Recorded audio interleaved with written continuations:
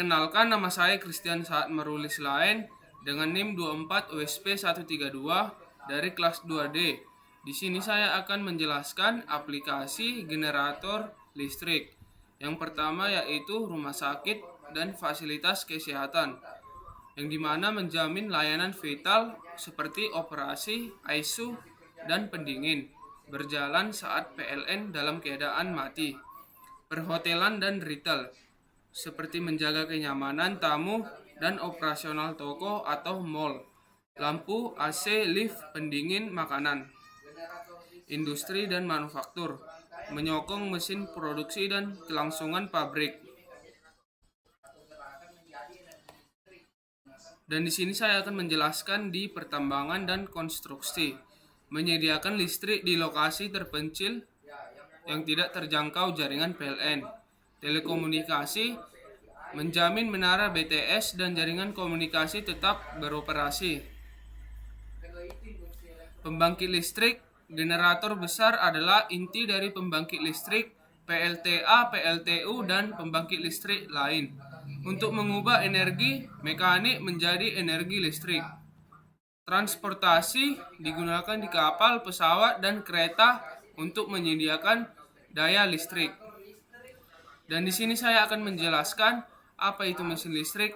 Mesin listrik adalah perangkat elektromagnetik yang berfungsi untuk mengubah energi mekanik menjadi energi listrik atau sebaliknya, dengan memanfaatkan medan magnet sebagai media perantaranya. Secara fisik, mesin listrik yang berputar biasanya terdiri dari dua bagian utama, yaitu bagian stator yang dimana bagian yang diam, dan bagian rotor, bagian yang berputar. Dan juga saya menjelaskan prinsip dasarnya adalah hukum induksi elektromagnetik, di mana arus listrik dalam medan magnet menghasilkan gaya motor. Konduktor yang bergerak dalam medan magnet akan terinduksi tegangan generator. Dan di sini saya akan menjelaskan generator listrik.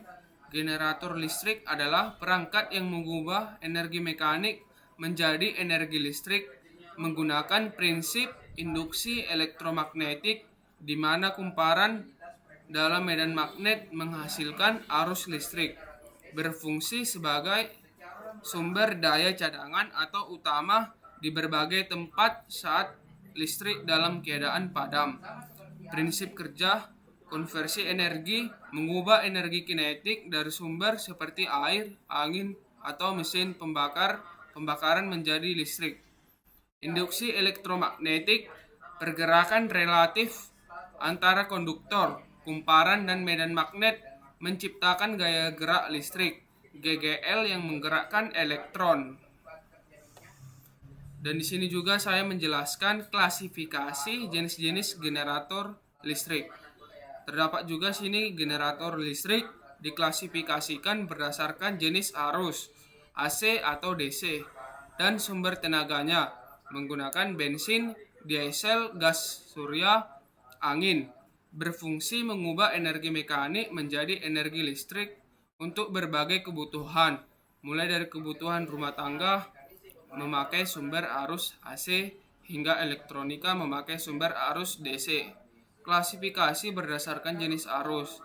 Yang pertama yaitu generator arus bolak-balik, arus AC alternator. Fungsi menghasilkan arus bolak-balik digunakan untuk kebutuhan rumah tangga, kebutuhan industri, dan komersial. Cara kerjanya, kumparan berputar di medan magnet menghasilkan arus bolak-balik AC. Generator arus searah DC dinamo. Fungsi menghasilkan arus searah digunakan untuk elektronika, baterai, motor DC, dan alat ukur. Cara kerjanya mirip dengan cara kerja AC, tapi menggunakan komutator cincin belah untuk mengubah arus AC menjadi arus DC. Dan di sini saya akan menjelaskan generator sinkron dan generator asinkron. Generator asinkron dan asinkron adalah jenis generator AC yang berbeda dalam kecepatan operasinya. Sinkron beroperasi pada kecepatan tetap, untuk stabilitas frekuensi dan tegangan cocok untuk pembangkit besar. Sementara generator asinkron adalah generator induksi yang beroperasi di atas kecepatan generator sinkron. Dan di sini saya menjelaskan prinsip kerja generator DC. Secara mendasar, prinsip kerja generator DC tetap menggunakan hukum induksi elektromagnetik Faraday, sama seperti generator AC.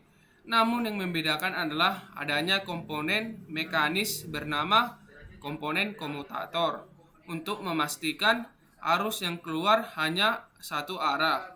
Di sini terdapat juga komponen penting. Yang pertama, komponen stator, bagian diam yang menghasilkan medan magnet tetap. Rotor, armatur, bagian berputar, tempat terjadinya induksi listrik.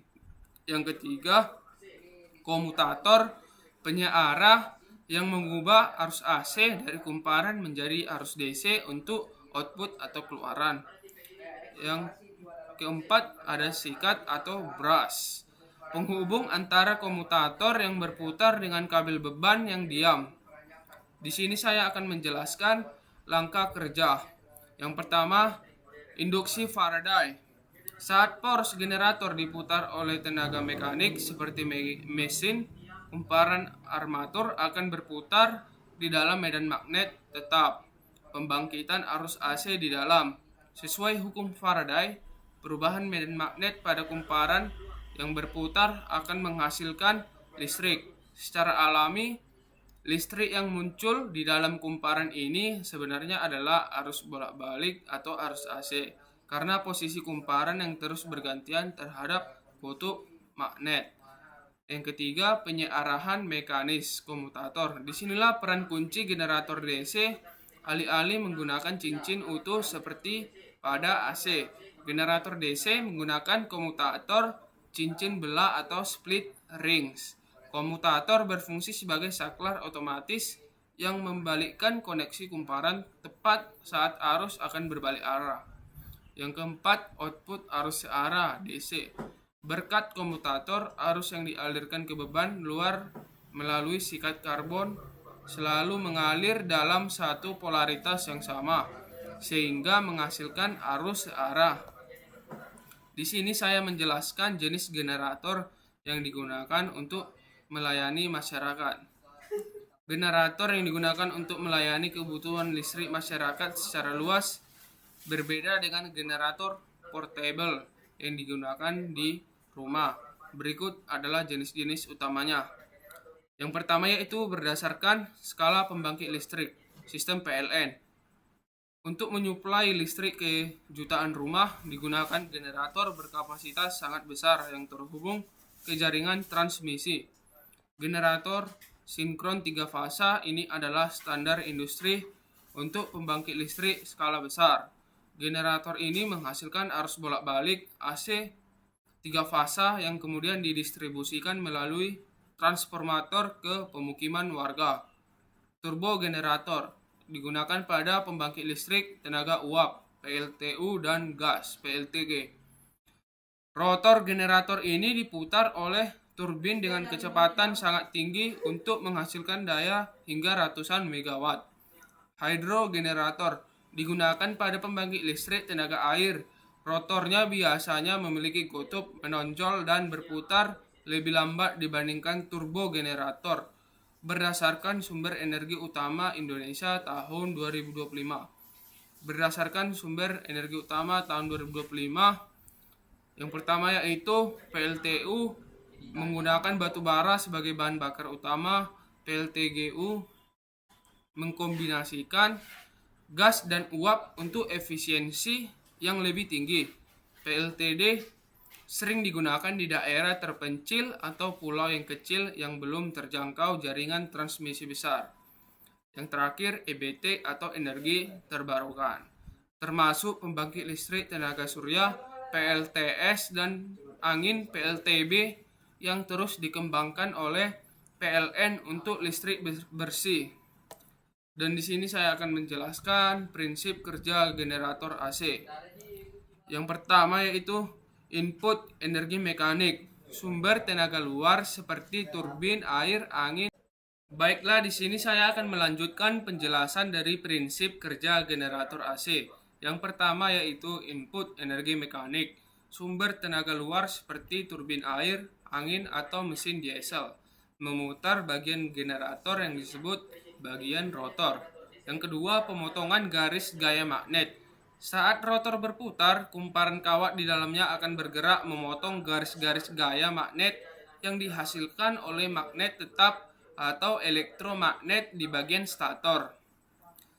Yang ketiga, timbulnya GGL induksi, perubahan flux magnetik yang menembus kumparan ini menciptakan gaya gerak listrik atau GGL. Arus bolak-balik AC karena kumparan berputar secara terus-menerus melintasi kutub utara dan selatan magnet secara bergantian. Arah arus yang dihasilkan pun ikut berubah-ubah atau bolak-balik sesuai posisi putaran. Yang kelima yaitu penyaluran listrik. Arus tersebut dialirkan keluar melalui komponen bernama cincin geser atau slip rings dan sikat arang brass untuk digunakan oleh peralatan listrik. Dan di sini saya menjelaskan fungsi komponen utama pada generator listrik AC. Yang pertama itu bagian rotor atau bagian yang berputar, berfungsi sebagai komponen yang bergerak atau berputar untuk menghasilkan medan magnet yang berubah-ubah terhadap kumparan diam. Rotor digerakkan oleh tenaga penggerak luar seperti turbin. Yang kedua, stator atau bagian diam, berfungsi sebagai tempat terbentuknya gaya gerak listrik atau tegangan induksi. Stator biasanya terdiri dari rangka besi yang melingkari rotor dan berisi kumparan kawat, magnet atau file. Berfungsi untuk menyediakan flux atau medan magnet yang diperlukan dalam proses induksi. Pada generator kecil biasanya menggunakan magnet permanen, sedangkan generator besar menggunakan elektromagnet. Slip rings, cincin geser, berfungsi untuk menyalurkan arus listrik bolak-balik dari kumparan yang berputar ke rangkaian eksternal secara kontinu tanpa membelit kabel. Komponen inilah yang menjaga output tetap berubah arus AC. Sikat karbon atau karbon brass berfungsi sebagai jembatan kontak gesek yang menghubungkan slip rings yang berputar dengan terminal output yang diam agar listrik dapat dialirkan ke beban luar. Prime mover atau penggerak mula berfungsi sebagai sumber energi mekanik seperti mesin diesel atau turbin yang memutar rotor agar proses induksi dapat terjadi. Yang terakhir, regulator tegangan atau voltage regulator berfungsi untuk mengatur dan menjaga agar tegangan output generator tetap stabil meskipun beban listrik berubah-ubah. Di sini saya menjelaskan fungsi komponen utama pada generator listrik DC. Yang pertama yaitu rangka atau gandar, frame, berfungsi sebagai pelindung mekanis seluruh komponen internal, sekaligus menjadi jalur mengalirnya flux magnet yang dihasilkan oleh kutub magnet. Stator kutub magnet berfungsi untuk menghasilkan medan magnet tetap.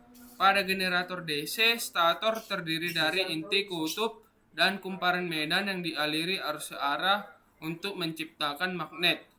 Rotor, armatur atau jangkar, bagian yang berputar dan berfungsi sebagai tempat terbentuknya tegangan listrik. GGL induksi akibat perpotongan dengan medan magnet dari bagian stator.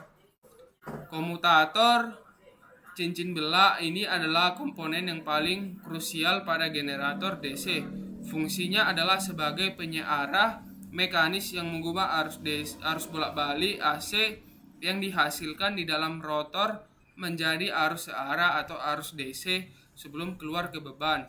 Sikat karbon brass berfungsi untuk menyalurkan arus listrik dari komutator yang berputar ke terminal output yang diam melalui gesekan halus. Dan di sini saya akan menjelaskan eksitasi penguatan.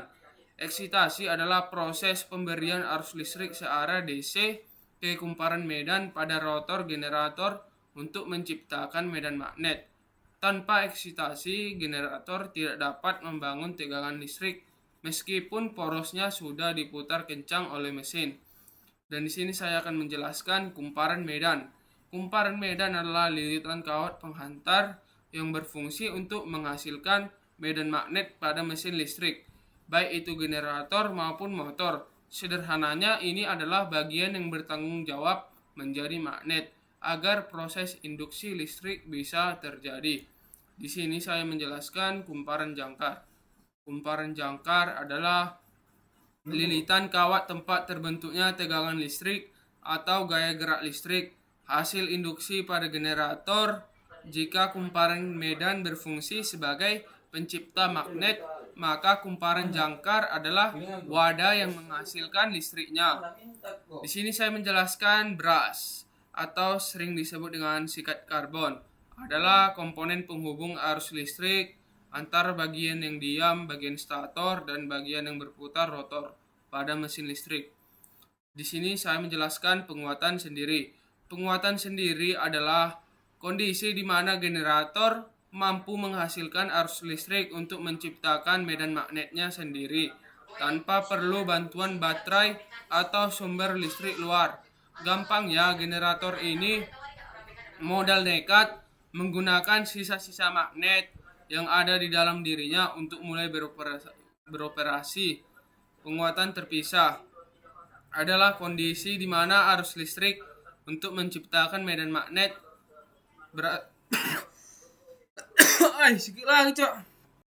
Baiklah, di sini saya akan menjelaskan penguatan terpisah adalah kondisi di mana arus listrik untuk menciptakan medan magnet arus eksitasi berasal dari sumber listrik luar, bukan dari generator itu sendiri. Gampangnya, generator ini butuh pancingan setrum dari luar agar bisa mulai menghasilkan listrik. Dan di sini saya menjelaskan perbedaan generator kutub dalam dan generator kutub luar. Di sini penjelasannya generator kutub dalam internal pole. Pada tipe ini medan magnet kutub berada di bagian yang berputar rotor, sedangkan kumparan pembangkit listriknya diam stator. Konstruksi magnet berputar di tengah, kabel listrik diam di pinggir. Penggunaan digunakan pada hampir semua generator AC, alternator besar, dan pembangkit listrik modern. Generator kutub luar external pole. Pada tipe ini, medan magnet kutub berada di bagian yang diam, stator, sedangkan kumparan pembangkit listriknya berputar di bagian rotor. Konstruksi magnet diam di pinggir, kabel listrik berputar di tengah. Penggunaannya umumnya digunakan pada generator AC kapasitas kecil. Sekian hasil penjelasan materi dari saya. Saya Christian Saad Maruli Silain mengucapkan sekian dan terima kasih. Mohon maaf apabila terdapat kesalahan dalam penjelasan materi saya. Terima kasih. Baiklah, di sini saya akan menjelaskan dari soal nomor 5. Diketahui output generator ET sama dengan 132 dikali sin WT volt atau E alpha sama dengan 132 sin alpha volt. Baiklah, di sini terdapat gambar grafik yang dimana ada dua sumbu, yaitu sumbu X dan sumbu Y. Nilai sumbu X yang ke atas 132, yang ke bawah minus 132. Dan terdapat juga nilai dari sumbu Y, yaitu ada 90, 180, 270, dan 360. Baiklah, di sini saya akan menjelaskan dari 0 ke 90 derajat itu tegangan naik dari 0 ke 132 volt. Dari 90 derajat ke 180 derajat turun kembali ke 0. Dari 180 derajat ke 270 derajat turun menjadi 132 volt. Dan dari 270 volt ke 360 volt, tegangan naik kembali ke 0. Dan di B terdapat juga Vmax atau tegangan maksimum yang didapatkan, yaitu 132 volt. Yang bagian C 132 dikali sin alpha volt, 132 dikali sin 390 derajat volt, 132 dikali sin 390 derajat sama dengan 0,5 volt. Jadi 132 dikali 0,5 volt. Hasil yang didapatkan yaitu 66 volt. Dan di bagian D 132 dikali 0,216 sama dengan 132 dikali sin WT volt, 132 dikali sin 2V FT volt, 132 dikali sin 2 64V dikali 0,216 sama dengan 64V dikali 0,216 sama dengan 13,824V. Sin 13,824V sama dengan sin 0,824V. Sin 0,824V sama dengan minus 0,93. Tegangannya yaitu 132 dikali minus 0,93. Jadi hasil yang didapatkan minus 122,8 volt. Baiklah, di sini saya akan menjelaskan dari bagian E. V 132 derajat sama dengan 132 sin alpha volt sama dengan 132 sin 132 volt. 132 dikali sin 132 hasilnya itu 0,74. Jadi 132 dikali 0,74 hasil yang didapatkan 97,68 volt. Dan di sini saya akan menjelaskan yang F. V 132 sama dengan 132 sin WT volt. 132 dikali sin 2 kali 180 dikali 132 dikali 132 volt. 132 dikali sin 360 dikali 17.424. 132 sin 360 yaitu 0. Jadi 132 dikali 0 sama dengan 0 volt. Di sini saya akan menjelaskan yang bagian G. Volt rata-rata sama dengan rumus yang digunakan 2 per V dikali Vmax sama dengan 2 per 3,14 dikali 132 volt sama dengan 264 per 3,14 volt. Jadi hasil yang didapatkan dari 264 dibagi 3,14 adalah 84,07 volt. Dan di sini saya akan menjelaskan yang bagian H. Volt efektif sama dengan rumus yang digunakan Vmax per akar 2 sama dengan 132 per akar 2 sama dengan 132 akar 2 per 2. Jadi selanjutnya 66 akar 2. Hasil yang didapatkan dari 66 akar 2 sama dengan 93,33. Baiklah, di sini saya akan menjelaskan dari soal nomor 2. V ukur yang didapatkan 132 volt, Vmax, V araktif kali akar 2 sama dengan 132 dikali akar 2. Persamaan tegangan sesaatnya Vt sama dengan 132 akar 2 sin Wt volt. 132 akar 2 sama dengan 186,7 volt.